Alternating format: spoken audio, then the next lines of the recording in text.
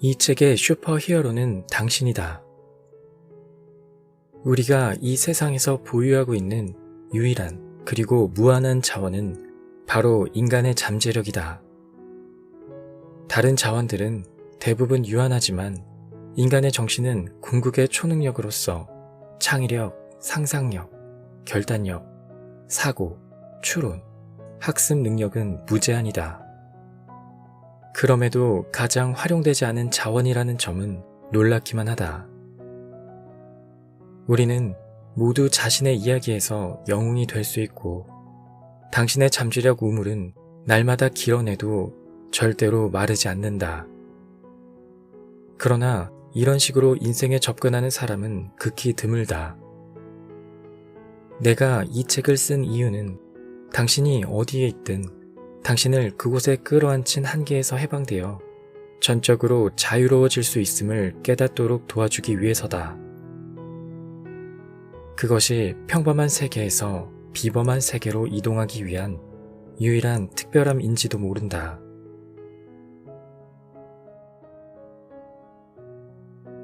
안녕하세요.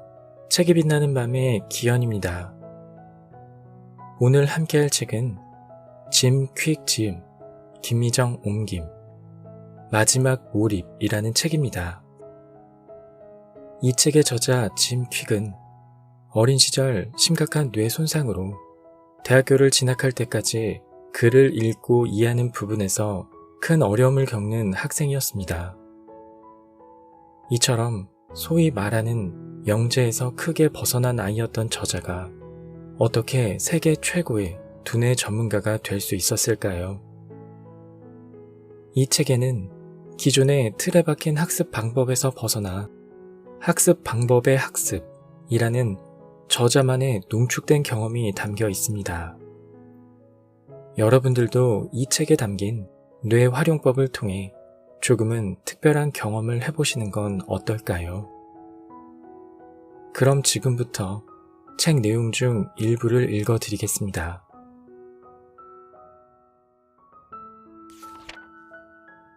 손가락으로 짚어가며 읽기의 효과. 어렸을 때 손가락으로 단어를 짚어가며 읽지 말라는 말을 들었는가? 그렇게 하면 독서 속도가 떨어진다는 것이 전통적인 믿음이었다. 그러나 아이들은 자연스럽게 알고 있듯이 손가락을 가이드로 사용하면 시선이 흩어지지 않고 집중하게 된다. 눈은 움직임에 이끌리기 때문에 읽을 때 손가락을 사용하면 읽는 속도가 실제로 빨라진다. 이것을 머리로 아는 것과 경험하는 건 별개다. 문장을 따라 손가락을 움직이며 처음부터 읽어보라. 글의 마지막까지 읽어라. 연습일 뿐이므로 이해 여부도 걱정하지 말고 시간도 재지 마라. 이 연습의 목적은 책을 읽을 때 손가락을 사용하는데 익숙해지는 것이다. 연구에 따르면 책을 읽을 때 손가락을 사용하면 읽는 속도가 25%에서 100% 빨라질 수 있다. 손가락을 사용하는 연습을 할수록 결과가 좋아질 것이다. 운전하는 법을 처음 배웠을 때처럼 처음에는 어색할 수도 있지만 인내심을 가져라. 나중에 학습을 밀어붙일 때보다 처음에 기술을 연마하는데 더 많은 노력이 필요하다는 것을 기억하라.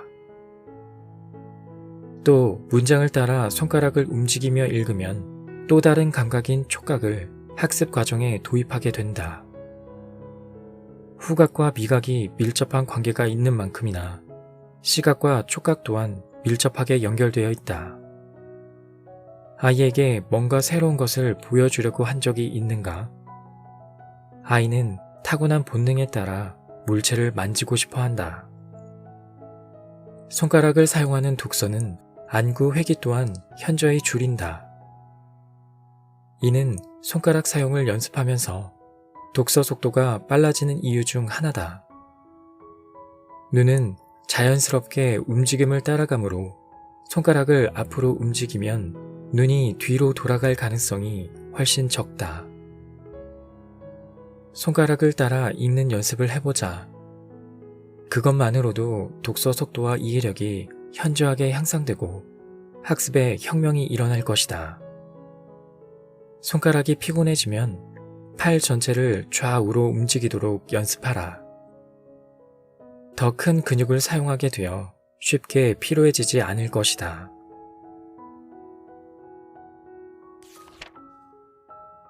기억하려는 대상에 깊은 인상을 부여하라. 적극적인 기억은 매우 중요한 개념이다. 대부분의 사람은 학습을 수동적인 활동으로 생각하며 임한다. 그들은 책이나 노트, 강의에서 정보를 접하고 이를 흡수하면 훌륭하다고 생각한다. 혹시 정보를 흡수하지 못해도 할 수 있는 건 없다고 생각한다. 이런 수동적인 관점은 학습을 운에 맡긴다. 정보가 기억에 남으면 집중과 기술의 결과라기보다 운과 반복의 결과라고 여긴다. 학습에 더 적극적으로 임한다면 몰입과 개인적 인식에서 오는 더 큰 성과와 만족을 얻을 것이다. 수동적인 학습은 약하지만 능동적 학습은 강하다. 적극적으로 기억하는 데 도움이 되는 4가지 요소를 알아보자. 시각화. 시각 기억은 매우 강력하다. 심상은 이야기를 그려내므로 기억할 수 있는 더 강력한 수단이 된다. 사고는 심상을 통해 이루어진다. 지금 당신의 침대를 생각해보라. 무엇이 떠올랐는가? 아마 퀸 사이즈 매트리스에 목재 헤드보드, 진한 남색 시트, 커다란 베개가 보였을 것이다. 진한 남색 시트, 커다란 베개라는 단어가 아니라 그것들의 이미지가 보였을 것이다. 이것이 당신의 머리가 생각하는 방식이다. 이 말이 의심스럽다면 평소에 말로 꿈을 꾸는지 자문해보자. 아마 아닐 것이다. 사진 한 장이 1000마디 말의 가치가 있음을 기억하라. 연상. 연상은 기억과 모든 학습의 열쇠다. 새로운 정보를 배우려면 이미 알고 있는 정보와 연관이 있어야 한다. 이는 몇 번이고 반복해서 이야기할 만큼 중요한 사실이다. 새로운 정보를 기억하려면 이미 알고 있는 것과 연합시켜야 한다. 사실 당신은 평생 그렇게 해왔다. 단지 인식하지 못했을 뿐이다. 간단한 테스트를 해보자. 체리를 생각하면 무엇이 떠오르는가? 아마 빨간색, 달콤함, 과일, 파이, 둥근 모양, 씨 등이 떠오를 것이다. 이것들은 당신이 체리와 관련해 배운 단어와 심상들이다. 당신은 알고 있던 것과 몰랐던 것을 연관지었다. 당신은 연상을 통해 자전거를 타는 법, 음식을 먹는 법, 대화하는 법, 뭔가를 하는 법을 배운다. 당신의 머리는 매 순간 끊임없이 수많은 연상을 만들어내고 있고 그런 연상의 대부분은 의식되지 않는다. 이것이 학습 방법이다. 특정 인물을 상기시키는 노래가 있는가? 그런 기억이 연상이다. 어린 시절을 생각나게 하는 냄새가 있는가? 보다 효과적인 학습을 위해 의식적으로 연상을 만들어 보는 것은 어떨까? 감정. 감정이 더해지면 더 기억에 남는다. 그냥 정보는 쉽게 잊힐 수 있지만 감정과 결합된 정보는 장기 기억이 된다. 정보에 감정이 더해지면 모험적이고 액션으로 가득하며 유머러스한 것으로 만들어지면서 기억할 가능성이 훨씬 커진다. 장소. 우리는 장소를 기억하는데 아주 능하다. 수렵과 채집으로 살았던 인류는 숫자와 단어는 기억할 필요가 없더라도 사물이 어디에 있는지는 기억해야 했기 때문이다. 깨끗한 물이 어디에 있는지, 비옥한 땅이 어디에 있는지, 식량이 어디에 있는지 알아야 했다. 정보를 장소와 연결시킬 수 있다면 아마도 더 잘 기억할 것이다.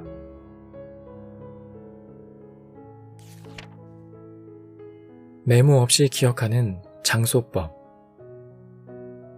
기억은 거의 모든 일의 기초가 된다. 잘 훈련된 기억력 없이 자신의 한계를 뛰어넘을 길은 없다. 기억은 추론하고 가능한 결과를 계산하고 다른 사람에게 자원이 되어줄 수 있는 능력을 좌우하기 때문이다. 우리는 종종 개인이나 집단에게 한 번에 상당한 양의 정보를 전달해야 할 때가 있다. 이사회에 보고해야 할 수도 있고, 집회에서 연설해야 할 수도 있고, 수업에서 특정 주제에 대한 전문 지식을 공유해야 할 수도 있다. 이 밖에도 여러 상황이 있을 수 있다. 이런 상황에서는 메모를 보지 않고 그 일을 해내는 것이 중요할 때가 있다. 메모를 보면 해당 내용에 덜 정통한 사람이라는 인상을 줄 수 있기 때문이다. 나는 경영진, 학생, 배우를 비롯해 많은 사람에게 메모 없이 발표할 수 있게 해주는 유서 깊은 기술을 가르쳐 왔다. 유서 깊다는 말 그대로 이는 옛날부터 전해져 온 기술로서 무려 2500년 이상 사용되어 온 장소법의 한 형태다. 장소법에 얽힌 전설에 따르면 그리스의 시인 케오스의 시모니데스는 건물 붕괴 사고의 유일한 생존자였다. 그 건물에 있던 사람들은 전원 사망했다. 관리들은 희생자들의 신원 확인에 나섰고 도움을 줄 사람은 시모니데스 뿐이었다. 그는 붕괴 시점에 희생자들이 서 있었던 자리를 떠올렸고 이를 토대로 희생자들의 신원을 알려주었다. 그 과정에서 그는 기원전 500년에 오늘날에도 효과가 있는 기억 도구를 만들었다. 내가 가르치는 장소법은 다음과 같다. 프레젠테이션에 논점 10가지를 고른다. 키워드나 구문 또는 포함하고 싶은 인용문을 고르는데 여러 단락이어서는 안 된다. 그러면 이 과정이 번거로워지고 프레젠테이션이 과도하게 연습한 것처럼 느껴지기 때문이다. 당신은 주제를 잘 알고 있고 발표할 내용을 어느 정도 숙지하고 있어야 한다. 이 방법은 필요한 순간 각 핵심 사항을 사고 전면으로 가져오도록 고안되었다. 이제 당신이 잘 아는 장소를 상상한다. 집의 일부, 자주 걷는 거리, 가까운 공원, 아주 익숙해서 생생하게 회상하기 쉬운 장소를 떠올린다.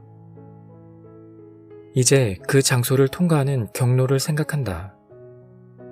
예를 들어 그 장소가 당신 집에 있는 방이라면 그 방 안을 지나간다고 상상하라.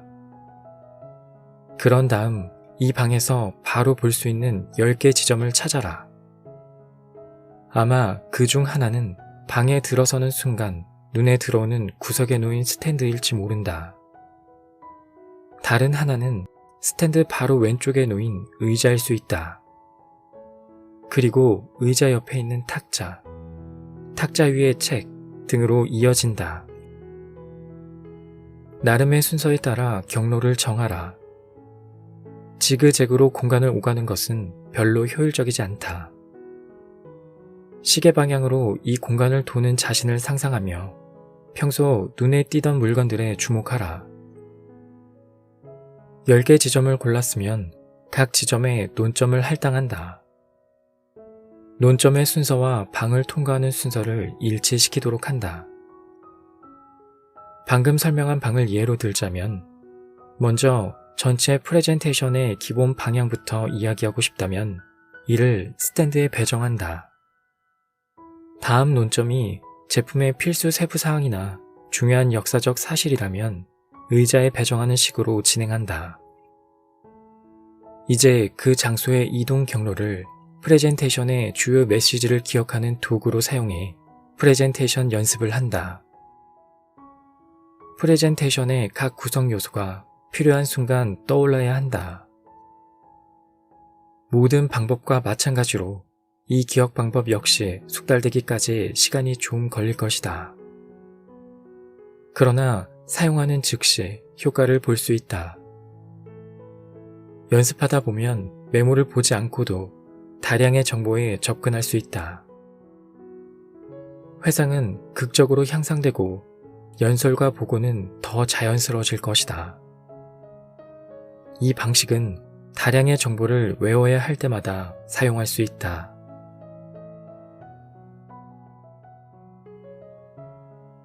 오늘 준비한 내용은 여기까지입니다. 끝까지 함께 해주셔서 감사합니다. 지금까지 책이 빛나는 밤의 기현이었습니다.